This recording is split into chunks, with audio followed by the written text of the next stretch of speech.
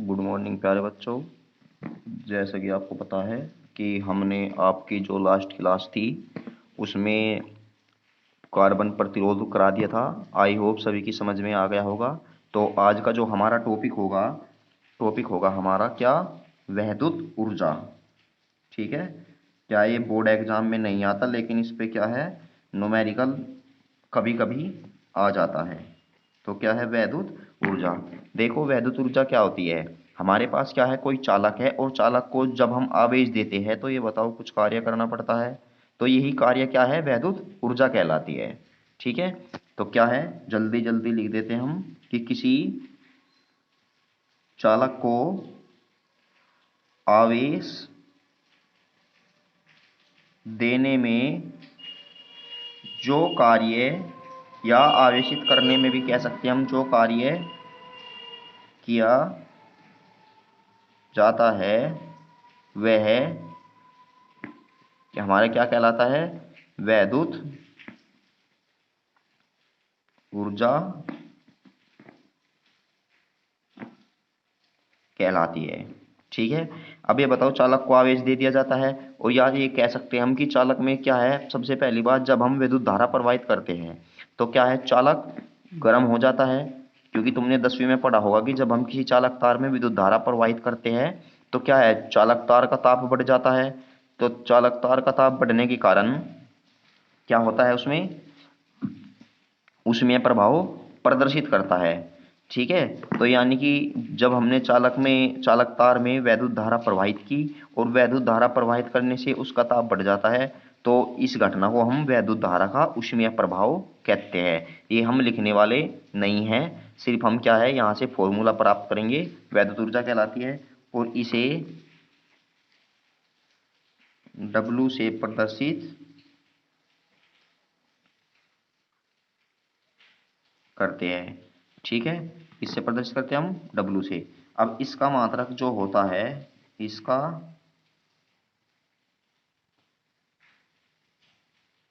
मात्रक मात्रक क्या होता है प्यारे बच्चों, इसका जूल होता है। तो हमें इसका मात्रक भी पता लग गया कि मात्रक क्या होता है। अब हमने मान लिया कि माना किसी चालक को, ठीक है, क्यों आवेश देने पर उसके सिरों के बीच उत्पन्न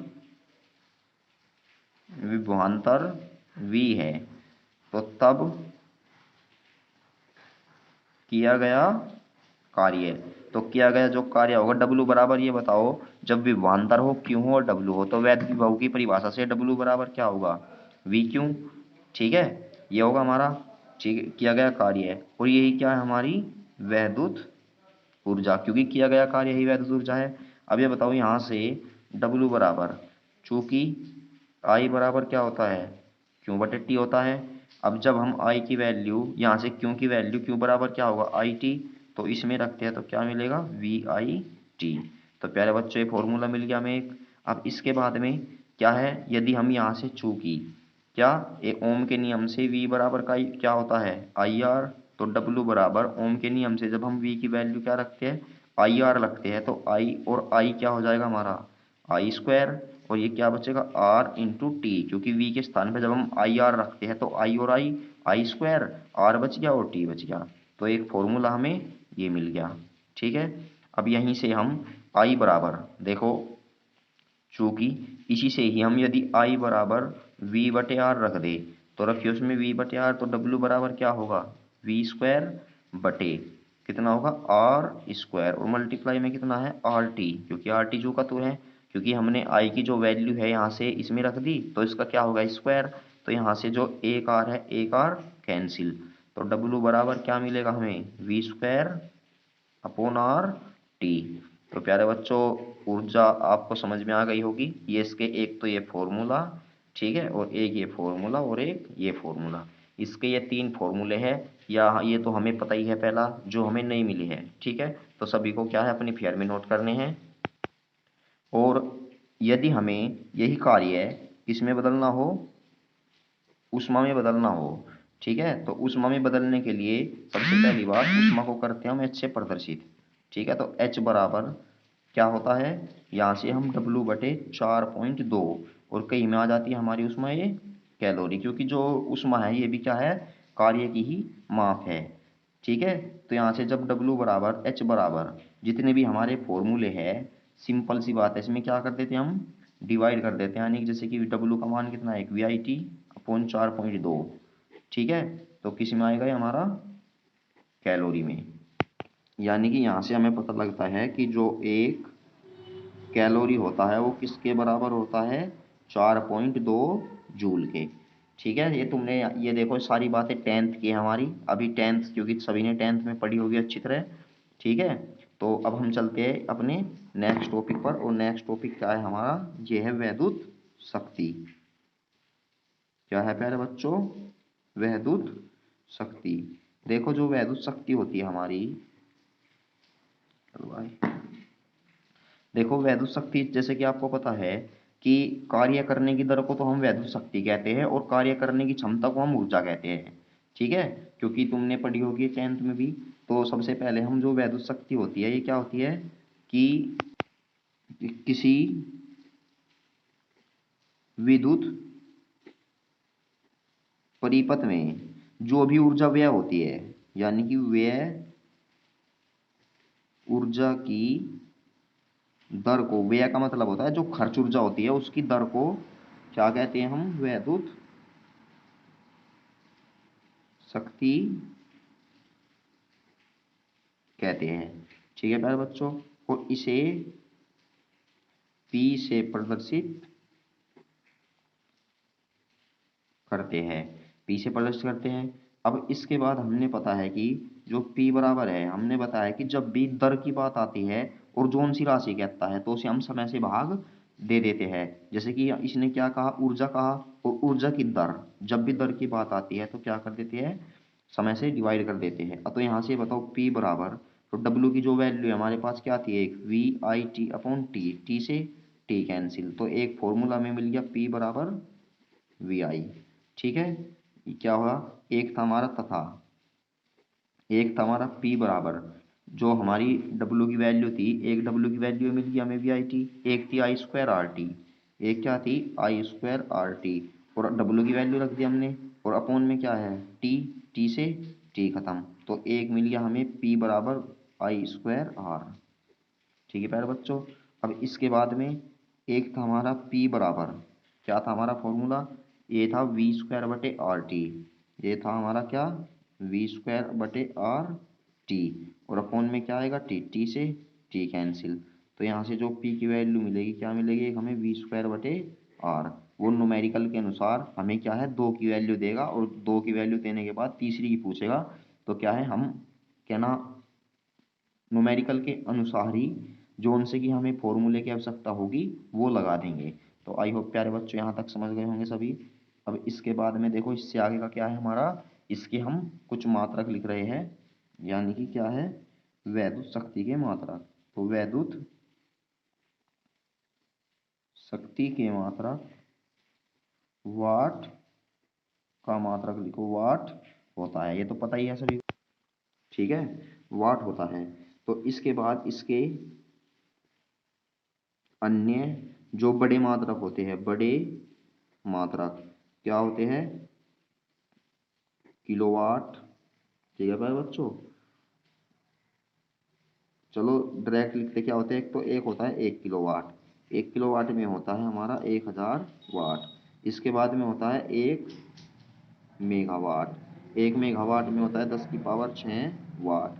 ठीक है, और मशीनी शक्ति को मापने के लिए हमारे क्या होते हैं, अशु शक्ति, जिसे हम एच पी हॉर्स पावर बोलते हैं, इसमें होते हैं 740 वाट। ठीक है, और इसके बाद में आता है हमारा एक मीट्रिक अशु शक्ति। एक मीट्रिक अशु शक्ति का मतलब होता है 75 × जी वाट। जी यहाँ पे क्या है हमारा, गुरुत्वीय त्वरण, तो 75 × 9.8 8 बराबर कितना आएगा 735 वाट के। तो प्यारे बच्चों एक HP बराबर 740 वाट, एक मीटर की औसत शक्ति बराबर 735 वाट। तो आई होप प्यारे बच्चों ये बातें आपकी समझ में आ गई होगी, क्योंकि ये सभी की सभी क्या है हमारी 10th क्लास की है। ठीक है, क्योंकि 10th क्लास से बाहर अभी तक कुछ नहीं आया। तो अब हम चलते हैं अपने नेक्स्ट टॉपिक पर कि नेक्स्ट टॉपिक हमारा क्या है। तो प्यारे बच्चों अब जो हम कराने वाले हैं ये एग्जाम के हिसाब से इम्पोर्टेंट भी है। क्या है? ये है ऊर्जा का, जो ऊर्जा का हम अपने व्यवहारिक जीवन में क्या है सबसे ज्यादा उपयोग करते हैं, व्यवहारिक मात्रा। यानी देखो जो ऊर्जा होती है, ऊर्जा का जो व्यवहारिक मात्रा होता है वो होता है किलोवाट घंटा, जिसे हम क्या है घरों में जो मीटर होते हैं, ठीक है, और मीटर में नापने वाली बिजली को नापते हैं कि हम, ठीक है, और इसे हम यूनिट भी बोलते हैं। अब जब हमें पता है कि जूल, जूल क्या है सबसे छोटा मात्रक है, ठीक है, तो इसीलिए जो हमारी विद्युत ऊर्जा है, विद्युत ऊर्जा का व्यवहारिक व्यवहारिक मात्रक क्या होता है? किलोवाट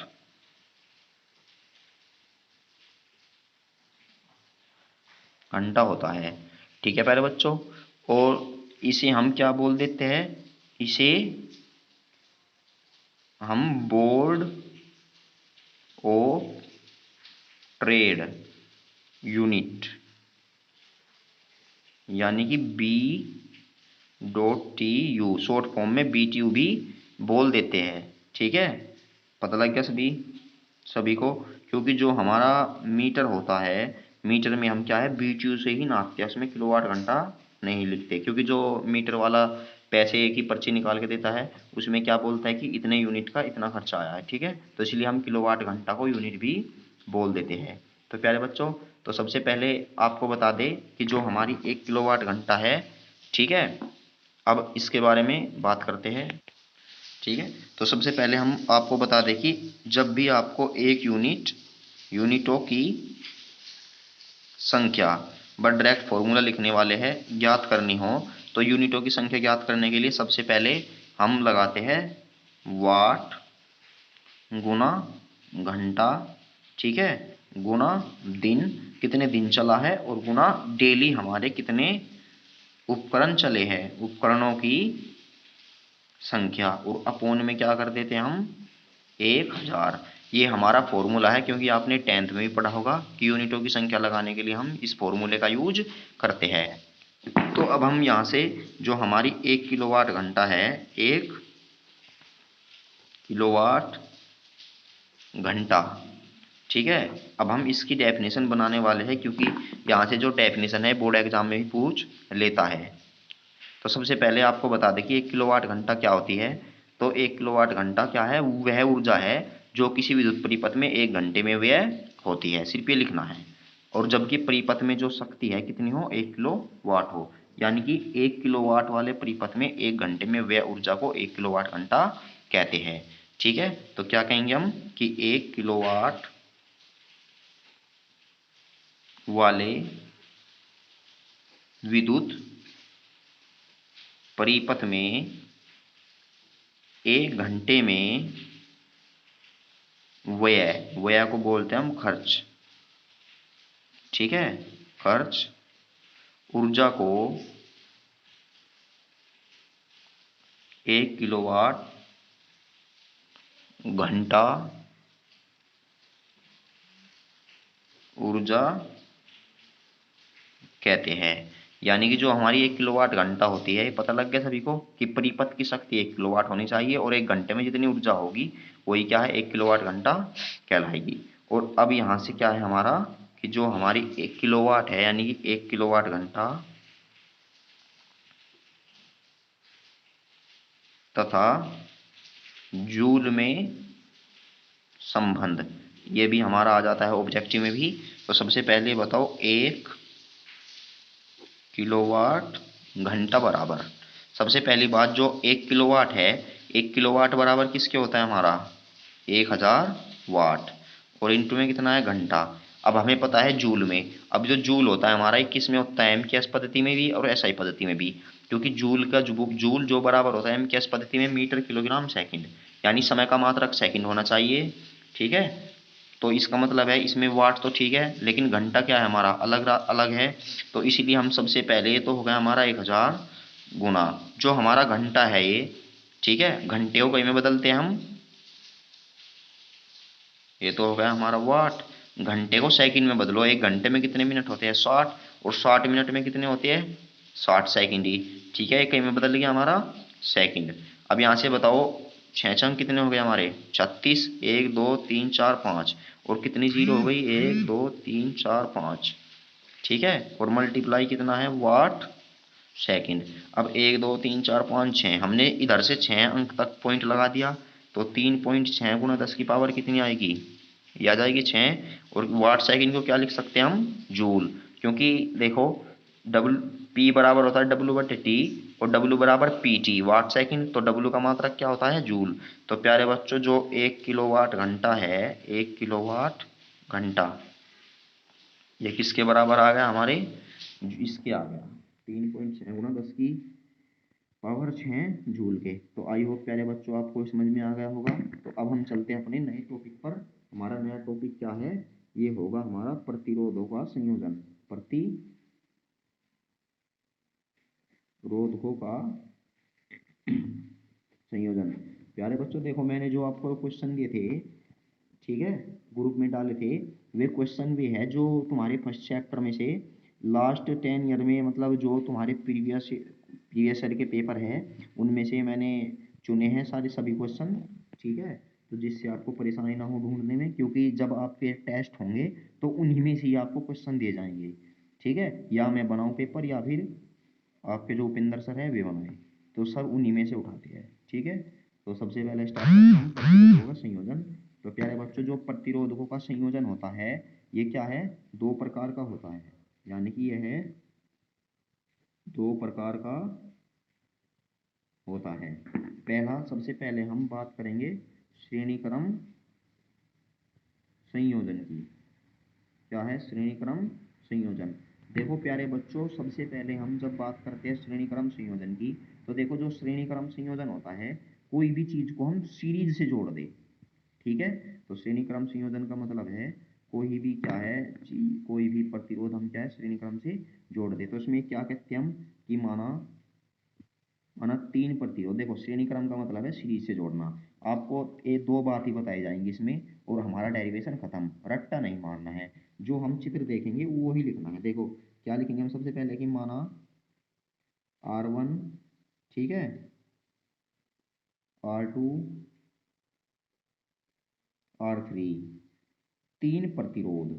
ठीक है, किसी बैटरी के साथ श्रेणी क्रम में कुंजी की सहायता से जुड़े हैं।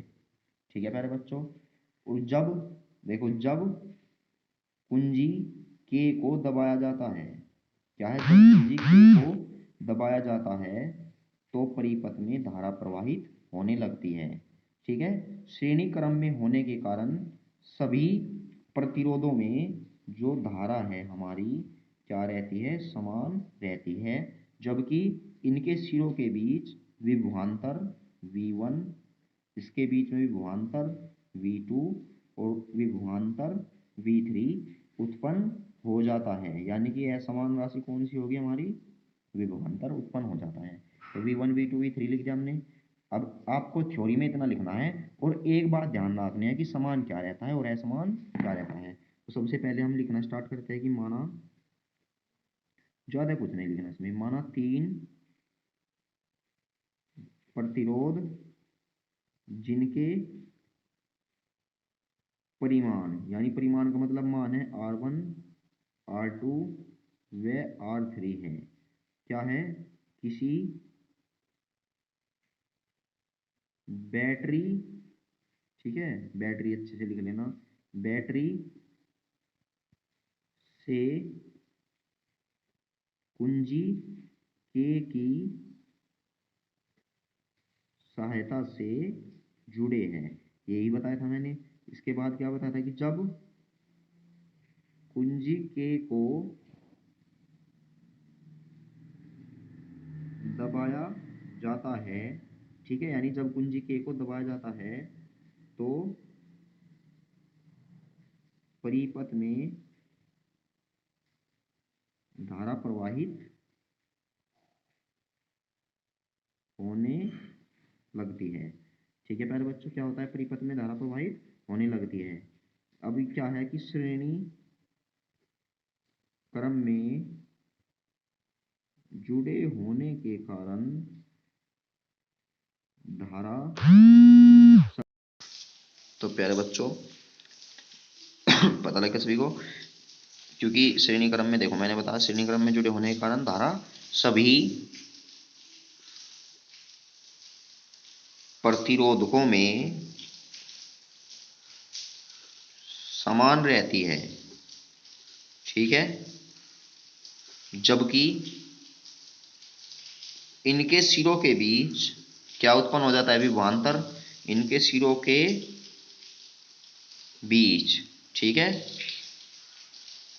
विभवांतर V1 V2 व V3 उत्पन्न हो जाता है।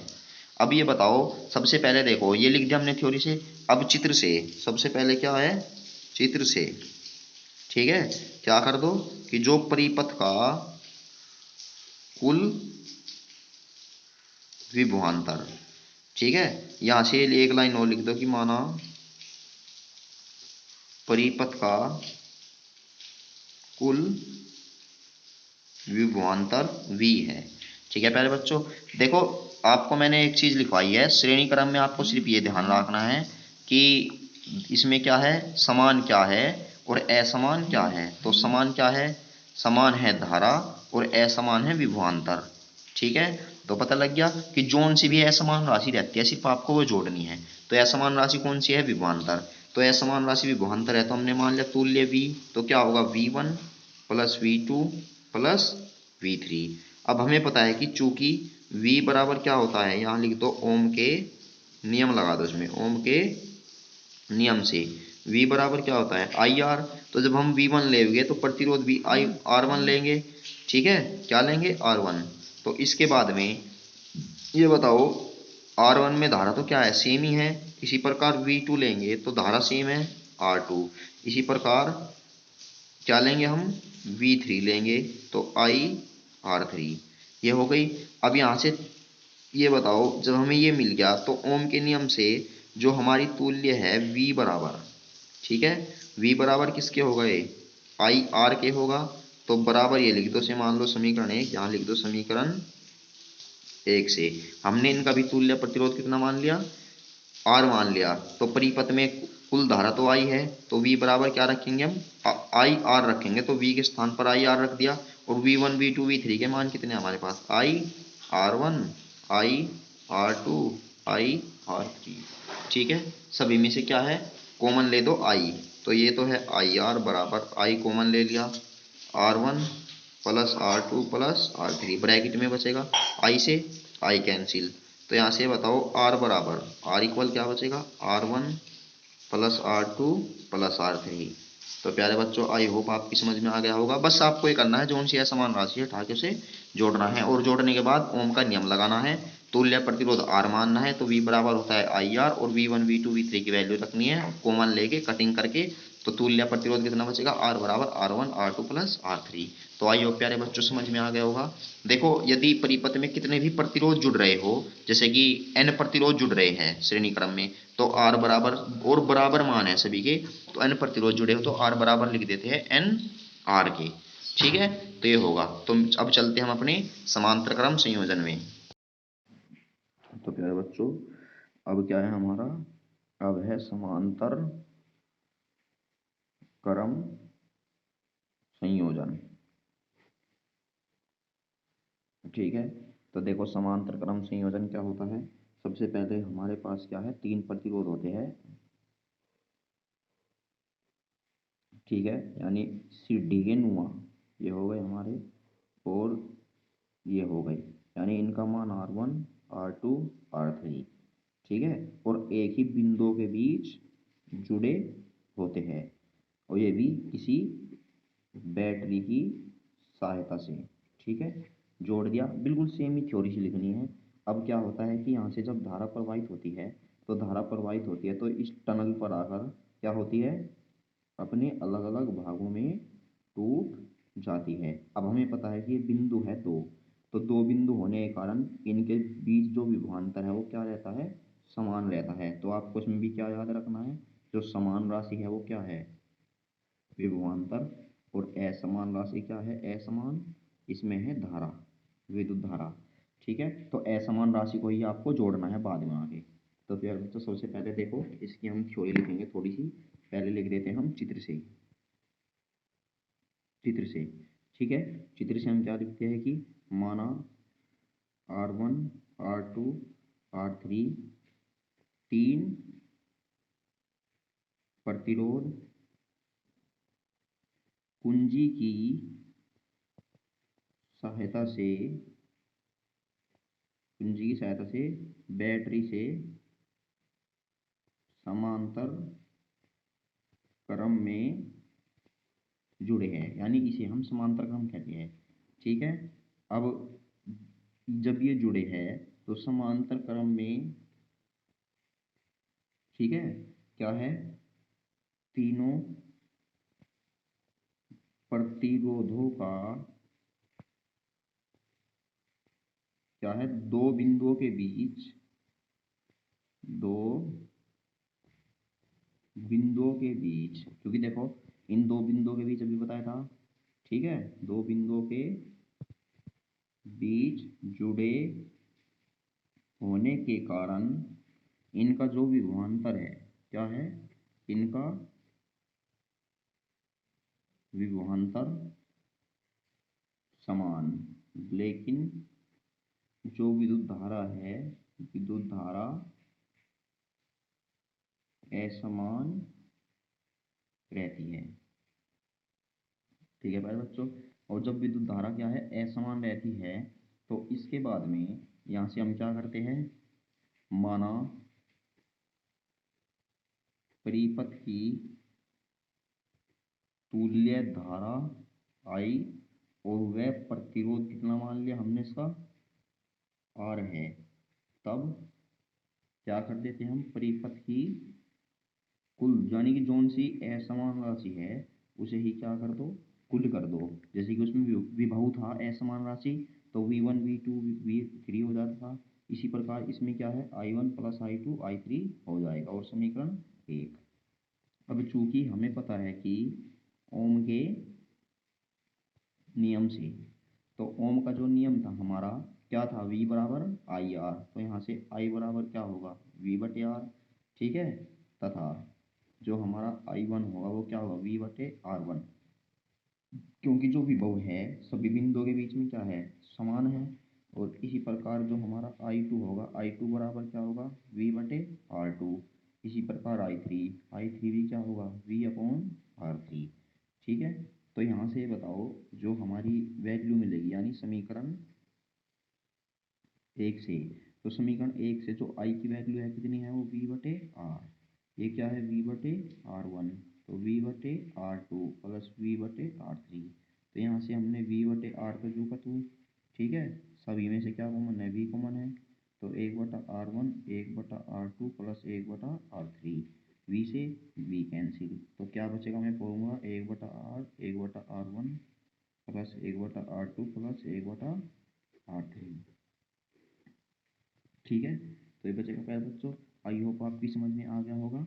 जब भी आपको ये कहा जाए कि जो हमारा प्रतिरोध है वे क्या है, समांतर क्रम में जुड़े हैं, यानी कि उनका जो क्या है, जंक्शन पॉइंट है, दो प्रतिरोधों का या तीन चार जितने भी हो एक ही है, तो इसका मतलब वे समांतर क्रम में जुड़े होंगे। ठीक है, और यदि वे क्या है, सीरीज से जो मतलब श्रेणी में जुड़ रहे हैं, तो आपको पता लग जाएगा, और समांतर का पता लग गया आपको, ऐसे जुड़ रहे होंगे। ठीक है, अब इसके बाद में क्या है, ये फॉर्मूला हमारा होगा। अब इसके बाद में यदि यहाँ पे नोट लिख देता हूँ मैं, नोट, यदि समान परिमाण के, समान परिमाण के n प्रतिरोध, ठीक है, क्या है, समांतर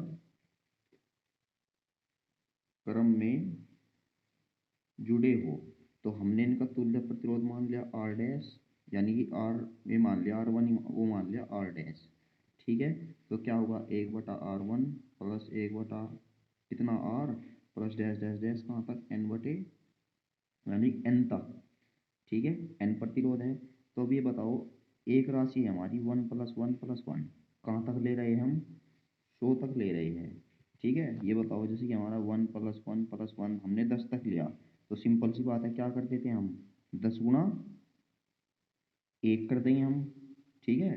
तो ये n/r ना हटाकर क्या क्या लिख दो, n पदों तक लिख दो, ठीक है। हम ये बताओ, हमने समान परिमाण जैसे कि एक है, एक को हमने 10 तक जोड़ दिया, 1+1+1+1, तो क्या मिलेगा, 10 मिलेगा, यानी कि 1 गुणा 10 तो होगा, या हमने 2 को 10 पर जोड़ दिया तो 2 गुणा 10 कितना मिलेगा, 20 मिलेगा। इसी प्रकार हमने जब 1/r को n तक पदों तक जोड़ा, तो हमें क्या मिलेगा, n गुणा 1/r, क्योंकि सभी के मान समान है, तो यहाँ से जो r डैश की वैल्यू मिलेगी हमें क्या मिलेगी, r/n, ठीक है। तो क्या है कि जब भी कितने ही प्रतिरोध समांतर क्रम में जुड़े हो, उन सभी के समान मान हो, तो हम एक प्रतिरोध उठाकर जितने प्रतिरोधों की संख्या होती है उससे डिवाइड कर देते हैं, ठीक है। और तो दूसरा पॉइंट है, दूसरा क्या है, यदि n प्रतिरोध इसमें जुड़े हो, श्रेणी क्रम में जुड़े हो, तो श्रेणी क्रम में r डैश बराबर क्या हो जाएगा, एन आर, क्योंकि सभी क्या है, सीरीज से जुड़े होते हैं। तो आई होप प्यारे बच्चों समझ में आ गया होगा आपके, ठीक है। तो अब मिलते हैं हम अपनी नेक्स्ट वीडियो में। तो आपको जितना भी वर्क कराया गया है ये पेयर में करना है।